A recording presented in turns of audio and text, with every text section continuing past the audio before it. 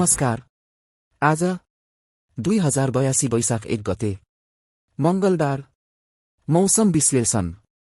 हाल नेपालमा पश्चिमी र स्थानीय वायुको आंशिक प्रभाव रहेको छ।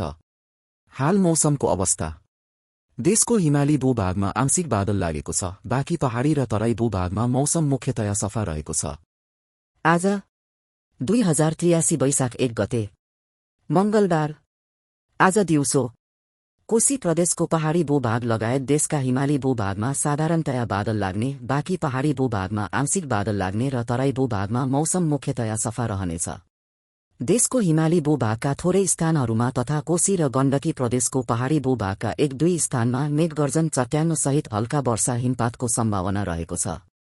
आज राति देशका हिमाली भूभागमा साधारणतया बादल लाग्ने, पहाडी भूभागमा आंशिक बादल लाग्ने र तराई भूभागमा मौसम मुख्यतया सफा रहनेछ। कोशी, बागमती, गण्डकी र कर्णाली प्रदेशका हिमाली भूभागका 1-2 स्थानमा मेघगर्जन चट्याङ्गसहित हल्का वर्षा हिमपातको सम्भावना रहेको छ। चेतावनी तथा परामर्श जारी मिति 2082 वैशाख 1 गते मंगलबार। चेतावनी छैन। मौसम सम्बन्धी थप जानकारीको लागि सम्पर्क गर्नुहोस्। मौसम पूर्वानुमान महाशाखा, जल तथा मौसम विज्ञान विभाग, त्रिभुवन अन्तर्राष्ट्रिय विमानस्थल, गौचर, काठमाडौँ। फोन 1155 1014113119 1014113345।